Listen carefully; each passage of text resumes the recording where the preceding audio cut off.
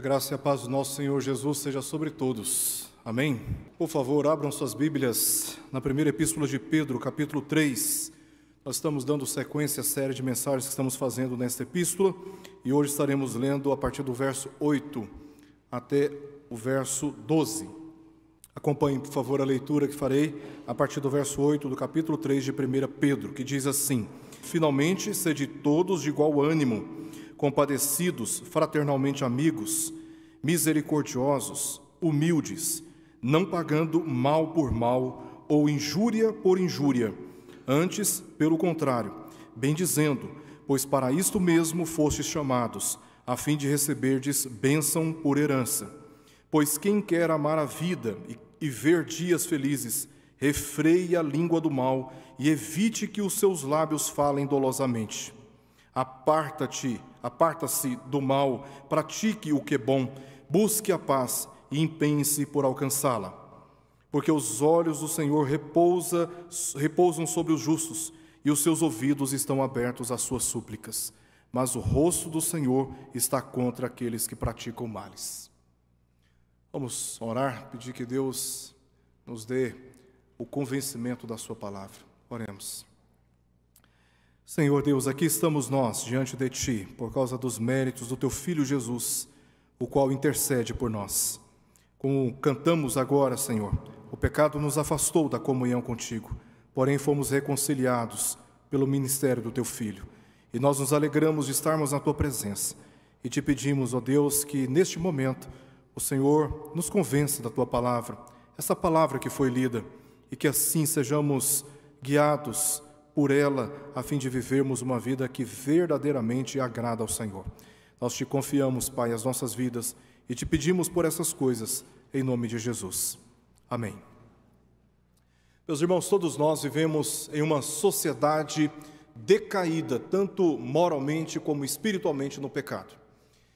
E o pecado original, ele corrompeu a todos nós, de uma maneira indistinta. Nenhum de nós está em condição diferente. Todos nós fomos corrompidos pelo pecado. E essa é a razão porque na nossa sociedade há tanto abuso de autoridade por parte daqueles que ocupam cargos públicos.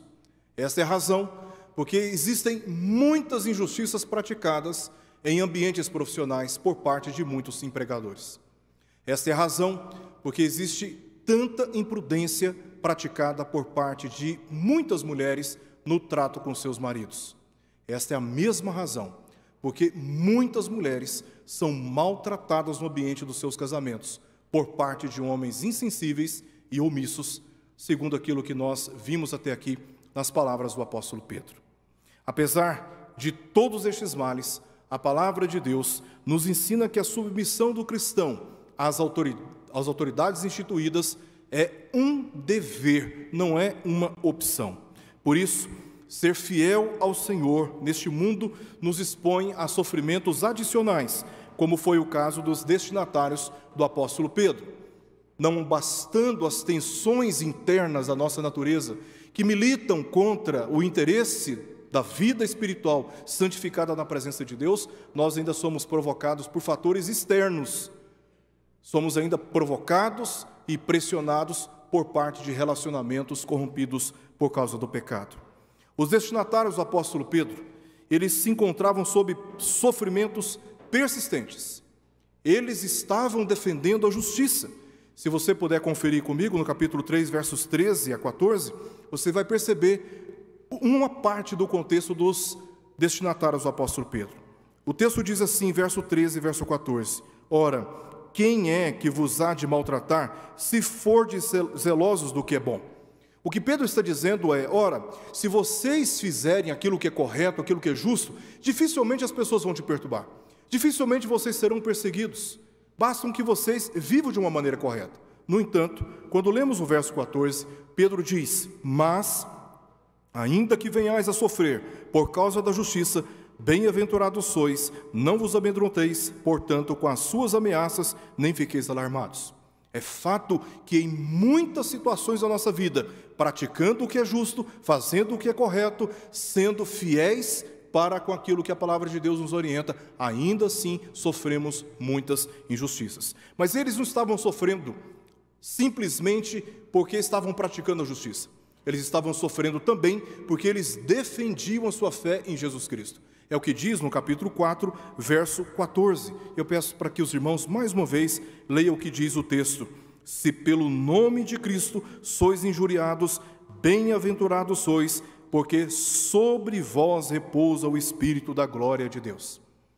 Mesmo defendendo o que é justo, mesmo defendendo a sua fé em Jesus, os destinatários do apóstolo Pedro estavam ainda sendo caluniados. É o que lemos no verso 12 do capítulo 2. Você pode dirigir o seu olhar para o que diz no verso 12: mantendo exemplar o vosso procedimento no meio dos gentios, para que naquilo que falam contra vós outros como de malfeitores, ainda assim estavam sendo caluniados e também tratados com injustiça no ambiente dos seus trabalhos, da sua profissão. Verso 19 do capítulo 2. Porque isto é grato que alguém suporte tristezas, sofrendo injustamente por causa de sua consciência para com Deus. Defendendo a justiça, defendendo a sua fé em Cristo Jesus, e ainda assim estavam sendo caluniados, e ainda assim estavam sendo injustiçados. E especialmente nestes casos, os sofrimentos parecem ser mais difíceis de suportar, e somos estimulados pela nossa própria natureza a responder o mal com o mal, a injúria com a injúria, e a contribuirmos com a cultura hostil, com uma cultura de rebeldia. Todos nós sofremos essa tensão em momentos de injustiças e de calúnias, quando estamos fazendo o que é certo e defendendo a nossa fé em Jesus Cristo. Somos provocados, muitas vezes, a respondermos o mal com o mal, a injúria com a injúria. E a passagem que nós lemos aqui liga a submissão do cristão, o dever da submissão do cristão aos conselhos que Pedro oferece a todos aqueles que temem a Deus, para que obedeçam a Deus, ainda assim, num contexto cultural hostil ao ensinamento da palavra de Deus.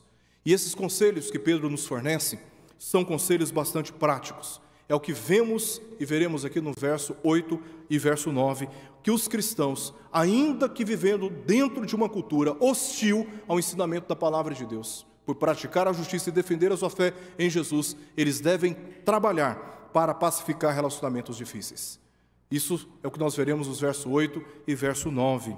Também, verso 10 ao verso 12, nós veremos Pedro apresentando aqui a principal razão por que os crentes devem permanecer fiéis na orientação de se manter submissos às autoridades instituídas, mesmo quando estão sofrendo com injustiças e calúnias. É porque a retribuição pertence ao Senhor. A retribuição não é um dever nosso. O nosso dever é oferecer uma submissão honrosa às autoridades instituídas. Quanto ao mais, basta ao Senhor. É isso que nós veremos aqui. Primeiramente, o que Pedro diz nos versos 8 e verso 9, de que devemos pacificar relacionamentos difíceis. Todos nós estamos lidando com relacionamentos difíceis, em algum ambiente, seja na sociedade de forma geral, seja no ambiente do trabalho, seja no ambiente das nossas casas, das nossas famílias. Relacionamentos difíceis fazem parte do nosso dia a dia.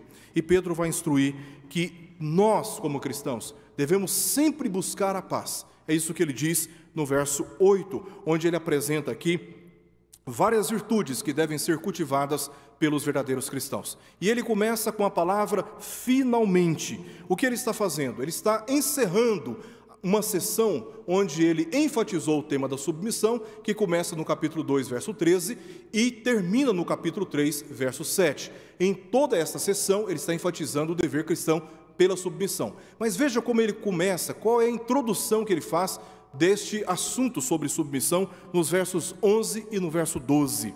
Ele diz assim, do capítulo 2: Amados, exorto-vos como peregrinos e forasteiros que sois, a vos absterdes das paixões carnais que fazem guerra contra a alma, mantendo exemplar o vosso procedimento no meio dos gentios, para que naquilo que falam contra vós outros, como de malfeitores, observando-vos em vossas boas obras, glorifiquem a Deus no dia da visitação. O propósito de Pedro, na passagem que lemos, capítulo 3, versos 8 adiante, até o verso 12, é de reenfatizar aquilo que ele disse lá no início, na introdução desta sessão. E aqui ele apresenta essas 5 virtudes, ou com 5 adjetivos, mostrando como os cristãos devem lidar com os relacionamentos difíceis. E no verso 9, ele apresenta dá um exemplo prático. Ele faz uma aplicação de como essas virtudes apresentadas no verso 8 podem ser aplicadas nos nossos relacionamentos. Primeiro, vamos observar o que ele diz aqui quanto a essas virtudes no verso 8. O seu apelo inicial é a favor da unidade doutrinária. Ele começa dizendo: sede todos de igual ânimo. A tradução literal aqui diz: com o mesmo parecer. Tenham todos o mesmo parecer. Seu apelo foi por unidade, não uniformidade. Não podemos concordar em tudo, mas devemos nos manter unidos quanto à doutrina, o propósito e a missão que nós temos como cristãos. E a lógica dessa exortação é que em tempos de tribulações, de perplexidades, de perseguições, de abatimentos, se os crentes consolarem uns aos outros na fé, não serão angustiados, não serão desanimados, não serão desamparados e não serão destruídos, conforme Paulo diz em 2 Coríntios capítulo 4, versos 8 ao verso 9.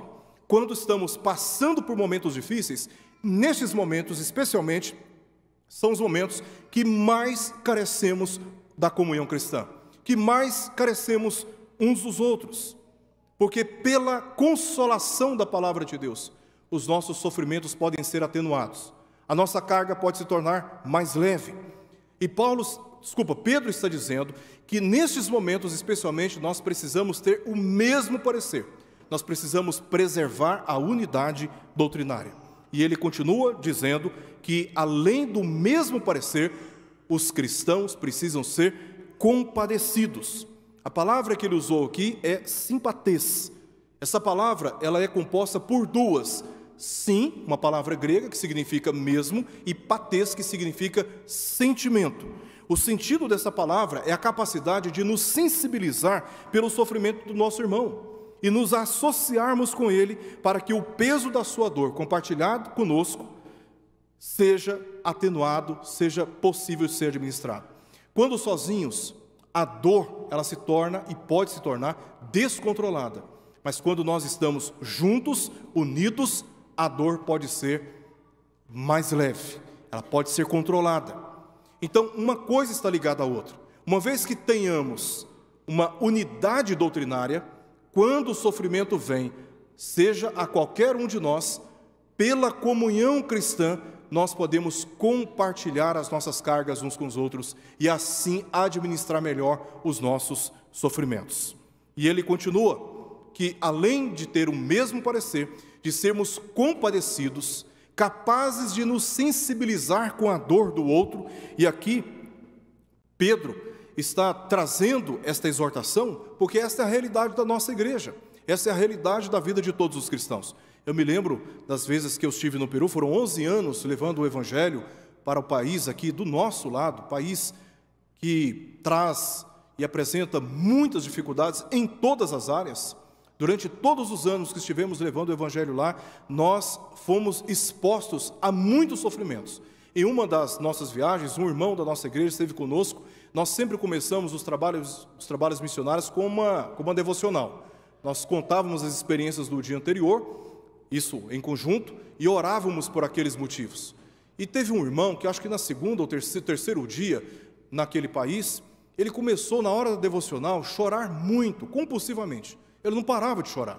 E nós resolvemos então nos aproximar dele, abraçá-lo, e ele, me lembro dele dizer para mim, com os olhos, com o rosto cheio de lágrimas, dizendo: pastor, isso aqui é a igreja, isso aqui é o que nós precisamos viver. Essa capacidade de perceber na dor do outro o impulso em nós para fazermos alguma coisa para atenuar o seu sofrimento. Pedro está dizendo que nós devemos ser compadecidos, ter essa capacidade de nos sensibilizar. E isso nos leva à terceira virtude que deve ser cultivada na vida de um cristão, mesmo quando ele está debaixo de sofrimentos. Eles precisam ser fraternalmente amigos. E ele usa para essa palavra uma palavra grega muito interessante. Ele usa a palavra Filadelfos. A palavra Filadelfos, ela é composta por duas palavras gregas também. Philos significa amigo e Delphos, que significa irmãos.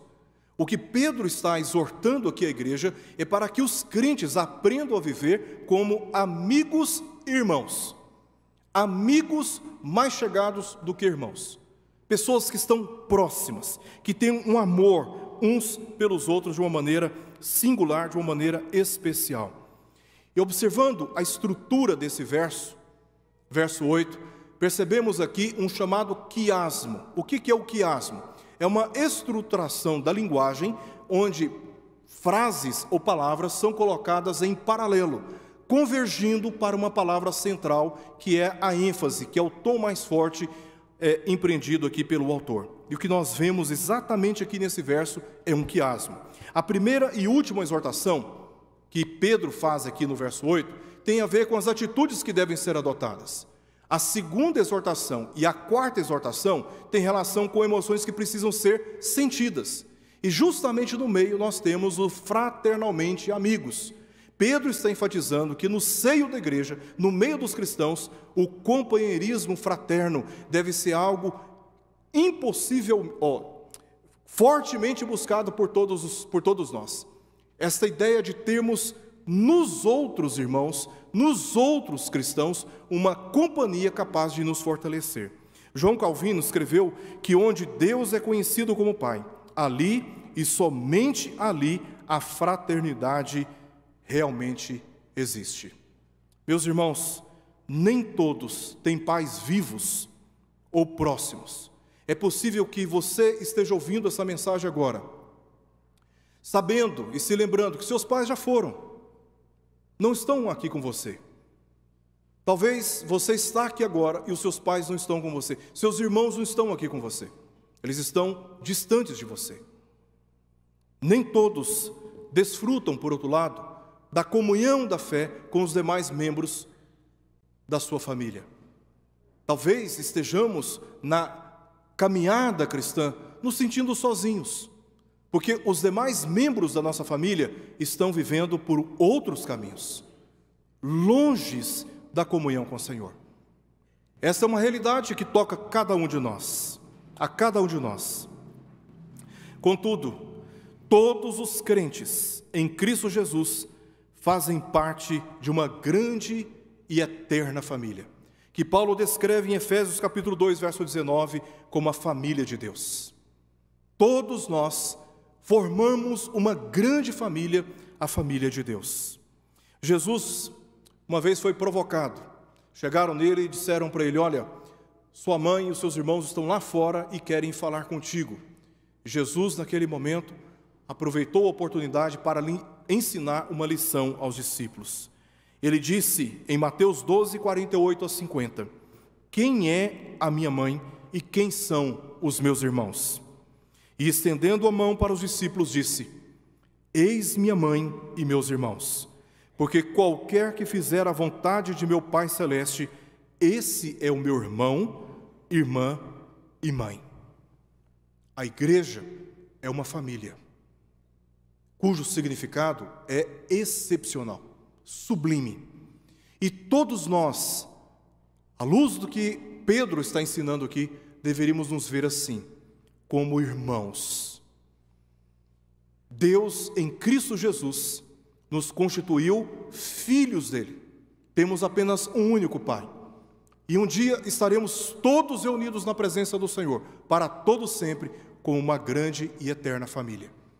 E Pedro está dizendo que nesses momentos de tribulações, nesses momentos de injúrias e de injustiças, nós temos que sempre recorrer aos nossos irmãos, aos nossos amigos irmãos, de sermos fraternalmente amigos, capazes de nos solidarizar com o sofrimento alheio e assim praticarmos o que ele chama aqui como quarta virtude, misericordiosos.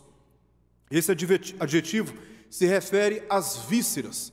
Os gregos, eles consideravam as entranhas como a sede das emoções mais profundas. Emoções estas capazes de induzir a pessoa a oferecer algum tipo de ação.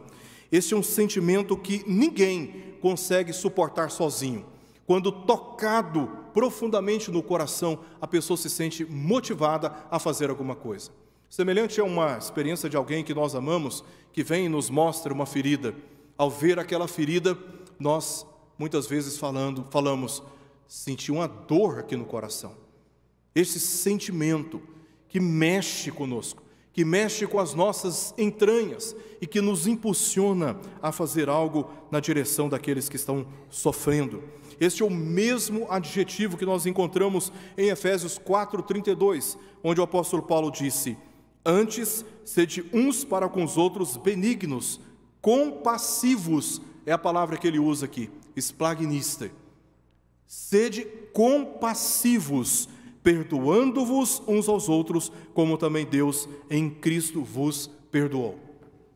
Todos nós lidamos com relacionamentos difíceis, não só na sociedade, de forma geral, no ambiente do nosso trabalho, inclusive dentro de casa, na relação com o nosso cônjuge e na relação com os nossos filhos.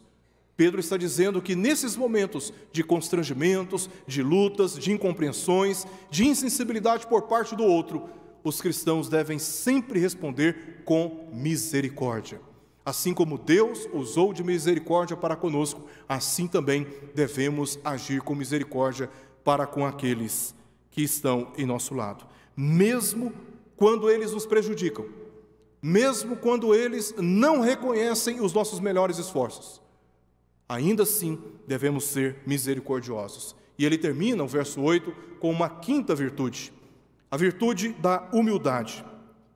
A humildade, tanto na cultura grega como também na cultura romana, não era uma virtude desejável. E a razão é porque a humildade dentro dessas culturas representava a ignorância, a fraqueza, a insegurança, a pobreza e o baixo valor social. Não muito diferente dos nossos dias. Geralmente, quando nós nos referimos a alguém como uma pessoa humilde, estamos associando aquela pessoa humilde ou a falta de conhecimento ou a insegurança pessoal diante de certas situações, ou até mesmo a sua baixa condição financeira, a sua fraqueza, e assim nós muitas vezes descrevemos pessoas como sendo humildes. Então, nessas culturas, neste contexto do apóstolo Pedro, ser humilde não era algo desejável, mas ainda assim Pedro está exortando os crentes para que tratem uns aos outros com humildade. E a razão é porque a humildade é uma virtude presente no caráter de Jesus Cristo. O Senhor Jesus, como humilde, Ele convidou, Ele chamou, Ele convocou todos aqueles que estão cansados e sobrecarregados por causa do pecado e dos seus efeitos, para que pudessem tomar sobre si o seu próprio jugo, e ao lado de Cristo, aprendendo com Ele como ser manso e humilde de coração, a fim de encontrar descanso, alívio. Porque Jesus Cristo, Ele foi humilde, e nós temos na pessoa de Jesus a referência de como agir com humildade no trato uns com os outros, mesmo em contextos onde o pecado está presente. Então, assim, Pedro descreve com essas 5 virtudes como o cristão deve se comportar em meio aos seus sofrimentos, quando injuriados, quando injustiçados. E ele dá um exemplo prático de como os cristãos devem agir no verso 9. No verso 9, Pedro começa dando como exemplo que os cristãos não devem pagar o mal por mal ou injúria por injúria. Como nós já vimos, os cristãos estavam sofrendo com calúnias na sociedade, com injustiças no trabalho e em casa com desarmonia e maus tratos. Eles deveriam entender que a vingança ou a retaliação com ações ou com palavras não são alternativas a serem consideradas pelos cristãos. John Trapp, um comentarista bíblico anglicano, um inglês do século 17, ele disse em um dos seus escritos que não se lava sujeira com sujeira. Não se lava sujeira com sujeira.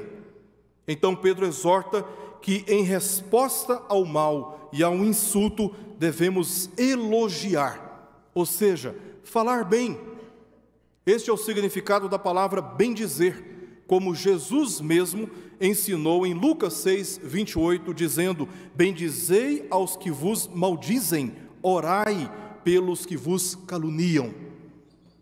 Se usarmos a lei da retribuição, olho por olho, dente por dente, nas nossas relações, no mínimo nós vamos acabar cegos e banguelos. O mal nunca vai terminar nas nossas relações.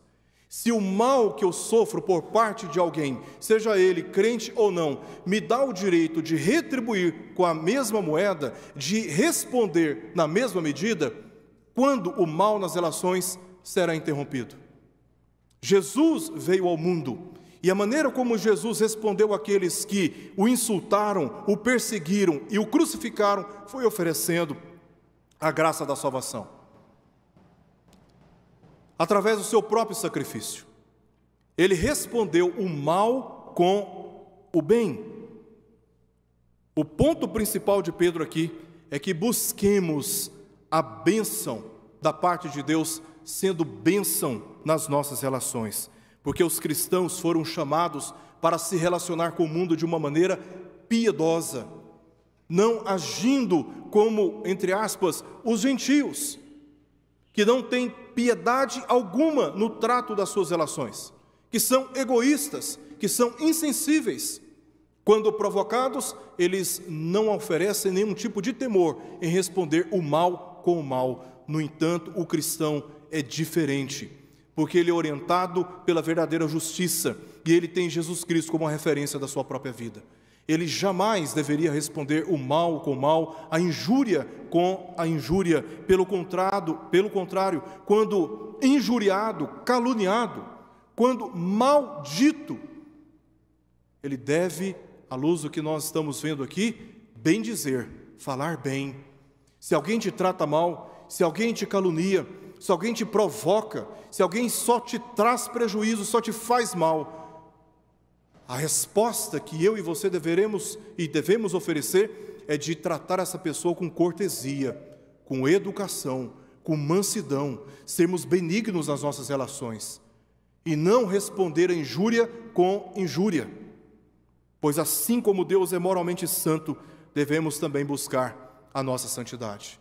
É o que lemos no capítulo 1, versos 14 e 15, e eu peço aos irmãos que virem a página da sua Bíblia, por gentileza, capítulo 1, versos 14 e 15, Pedro diz: como filhos da obediência, não vos amoldeis às paixões que tinhais anteriormente na vossa ignorância. Não continue vivendo como se vocês não tivessem sido alcançados pela graça de Deus. Pelo contrário, segundo é santo aquele que vos chamou, tornai-vos santos também vós mesmos em todo o vosso procedimento. Já fomos alcançados pela graça de Deus, já fomos habilitados por esta mesma graça a respondermos o mal com o bem, a calúnia, a injúria com palavras pacificadoras. E a razão que Pedro apresenta se encontra aqui nos versos 10 ao verso 12, a retribuição pertence ao Senhor. Pedro cita aqui, nos versos 10 a 12, o Salmo 34, 12 a 16, para fundamentar as exortações anteriores. Os versos 10 e 11 do texto que está diante de nós, eles fundamentam aquilo que nós lemos nos versos 8 ao verso 9, apresentando três razões que numa linguagem antropomórfica descrevem três sentidos físicos da completa atenção de Deus sobre todos nós. Essa é uma linguagem da teologia, que se refere à descrição que se dá a Deus com aspectos humanos. E Pedro apresenta exatamente nesta linguagem como Deus está completamente atento a cada um de nós. Ele vai falar sobre os olhos, os ouvidos e também o rosto do Senhor no verso 12. Primeiro ele diz: os olhos do Senhor repousam sobre os justos. Todas as circunstâncias da nossa vida, tudo o que se passa na nossa vida está patente, está diante dos olhos do Senhor. Jamais deveríamos pensar que estamos sofrendo, jamais deveríamos pensar que estamos sendo caluniados, até mesmo sem saber, e que o Senhor não esteja percebendo. O Senhor sabe o que se passa na sua vida. O Senhor sabe o que se passa em seu coração. O Senhor tem os seus olhos repousados sobre mim e sobre você. E isso é consolador, porque nós não nos sentimos desamparados, abandonados em circunstâncias que nós já não temos mais controle. Porque o Senhor, que é o justo juiz, está atento a tudo o que se passa na vida dos seus santos. Em segundo lugar, Pedro diz: os seus ouvidos estão abertos às suas súplicas. Ele está aqui refletindo aquilo que no Salmo 34, que nós já lemos aqui, verso 11 ao verso 18, diz: quando injustiçados e caluniados, submetidos a muitos sofrimentos, ao invés de nós usarmos a nossa energia para respondermos o mal com o mal, a injúria com a injúria, e às vezes até atacando fisicamente aqueles que nos fazem mal, provocando-lhes prejuízos que já provocaram a nós, Pedro está dizendo que deveríamos gastar a nossa energia de joelhos, orando por aqueles que falam mal de nós, orando por aqueles que fazem o mal contra nós, porque o Senhor tem os seus ouvidos atentos às nossas súplicas. O Senhor é aquele que detém o poder para retribuir o mal que nós sofremos por parte daqueles que não se arrependem. E deveríamos confiar no Senhor e ao Senhor toda a ansiedade do nosso coração e começarmos a orar por aqueles que nos fazem mal. Porque somente o Senhor tem um poder de transformar corações. E somente o Senhor tem a capacidade de praticar a verdadeira justiça. A nossa justiça é contaminada pelo sentimento de vingança. A nossa justiça é contaminada pelo egoísmo. A nossa justiça é conveniente. Quando atende algum interesse nosso, somos demasiadamente rigorosos. Quando não atende um interesse nosso, somos demasiadamente rigorosos. Mas quando tem algum interesse nosso envolvido, nós disfarçamos e tentamos flexibilizar algumas das nossas exigências, porque nós não temos a capacidade de praticarmos a verdadeira justiça. Nós estamos contaminados pelo pecado. Por isso Pedro ensina que nos momentos de sofrimentos devemos clamar a Deus, suplicar a Deus, para que Ele exerça a sua correta justiça nas nossas relações. E ele termina dizendo que o rosto do Senhor está contra aqueles que praticam males. O Senhor é aquele que no tempo certo, da maneira certa, se volta contra aqueles que não se arrependem dos males que estão praticando. Não pense você que ficam impunes todos aqueles que praticam males, porque não ficam. Deus, às vezes nesta vida ou na porvir, quando Cristo vier, haverá de retribuir cada um segundo as suas obras. E o Senhor sabe fazer isso como ninguém. Ele é justo. E ao invés de cultivarmos uma cultura de rebeldia, de hostilidades nas relações, deveríamos, à luz do que estamos aprendendo aqui, a orarmos nestes momentos e apresentar diante do Senhor todos aqueles que estão praticando o mal, sabendo que o Senhor é justo para retribuir e para defender a causa dos justos. Em vez de retribuir o mal e a injúria da mesma maneira, os cristãos devem promover a paz e interromper o avanço das malícias e difamações. Essa é a maneira compassiva de agir, e ela é recompensada por Deus, à luz do que vimos aqui no final do verso 9. Para isto mesmo fostes chamados, a fim de receberdes bênção por herança, se buscarmos a Deus em oração, não pagando mal com mal, injúria com injúria, Deus haverá de responder às nossas orações e defender a nossa causa. É só uma questão de tempo. O Senhor se vinga de todos aqueles que praticam males. Então nós deveríamos nos dedicar às orações e pedir a Deus que ouve as nossas súplicas, responda da maneira justa que Ele entende que deve ser aplicada. Eu quero terminar trazendo duas considerações, duas aplicações para todos nós. Talvez, meus irmãos, ouvindo essa palavra, você esteja, de certa forma, até estarrecido como sofrendo injúrias e sendo tratado com injustiças, você não deva responder na mesma medida. Talvez você esteja pensando que isso é uma tolice, que isso é impraticável, que isso é uma utopia na vida de um cristão. Porque é da nossa natureza, quando provocados, respondermos com a mesma medida. Usarmos o mesmo tom de palavras, usarmos o mesmo nível de agressividade, usarmos o mesmo nível de mal que praticam contra nós. Enquanto estamos ouvindo na palavra de Deus que os cristãos, eles devem se conter e não responder na mesma medida daqueles que fazem mal. Talvez você esteja pensando que isso é impossível e que talvez seria até uma omissão da parte dos cristãos, vendo tantas calúnias, injustiças e maus tratos acontecendo e responder com atitudes e palavras pacíficas. Mas somente assim praticamos a verdadeira justiça e confiamos ao Senhor a vingança contra aqueles que praticam males. Citado por Paulo em Romanos 12:19 e pelo autor de Hebreus em Hebreus 10:30, Deuteronômio capítulo 32, versos 35 e 36, afirma que a vingança e a retribuição pertencem ao Senhor e Ele fará justiça ao seu povo no devido tempo. Basta que confiemos no Senhor. Basta que confiemos no Senhor. O mundo no qual vivemos impõe sobre nós muitas oportunidades para sofrermos. E essa é uma realidade na vida de todo cristão. Não acredite naquela falácia de que cristão não sofre, cristão não passa por enfermidades. Isso é uma tremenda mentira e um engano que se prega por aí. Os cristãos passam por muitas humilhações, prejuízos, são difamados, são injustiçados, privados, perseguidos e até mesmo mortos por praticarem a justiça e defenderem a sua fé. Assim como os destinatários do apóstolo Pedro, assim como o próprio apóstolo Pedro, que foi martirizado em Roma, no mesmo contexto do apóstolo Paulo, assim como foi o próprio Senhor Jesus Cristo, que foi martirizado na obediência ao Pai.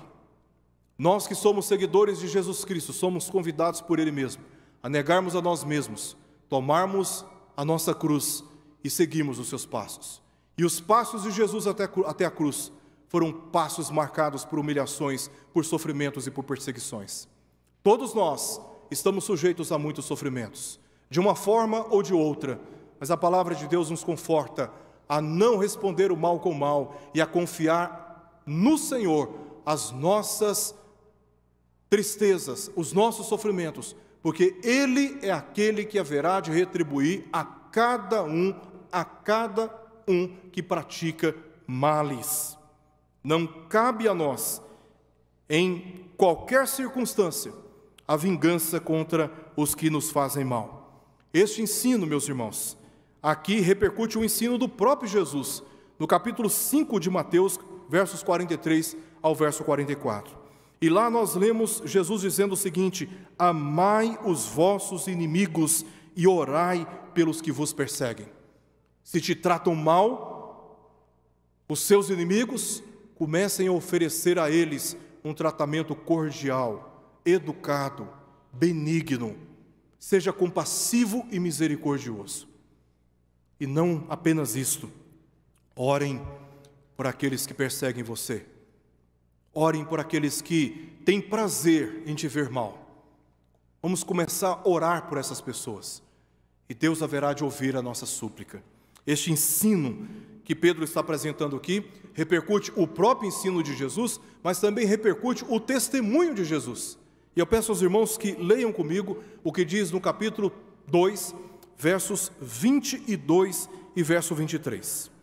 Aqui Pedro está dizendo a respeito de Jesus: o qual não cometeu pecado, nem dolo algum se achou em sua boca, pois ele, quando ultrajado, não revidava com o traje, quando maltratado, não fazia ameaças, mas entregava-se àquele que julga retamente.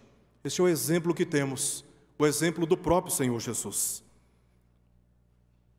Pedro demonstra, ao combinar os temas de submissão e sofrimento, que seguir Jesus não garante uma vida fácil, porque vivemos em uma sociedade hostil à verdade e à justiça anunciada pela palavra de Deus, mas garante ser altamente recompensadora seguir os passos de Jesus em contextos de sofrimentos, seja na sociedade em geral, seja no ambiente do seu trabalho, seja no ambiente da sua casa. Por quê? Porque o Senhor tem os seus olhos repousando sobre os justos e os seus ouvidos atentos ao seu clamor. E é Ele quem retribui todos aqueles que praticam males. E essa é a confiança que temos e devemos ter nos dias nos quais todos nós vivemos. Porque Deus é o justo juiz e Ele sabe muito bem o que se passa com cada um de nós. Confiemos no Senhor e oremos por aqueles que nos perseguem. E o mais, Ele haverá de cuidar. Vamos orar.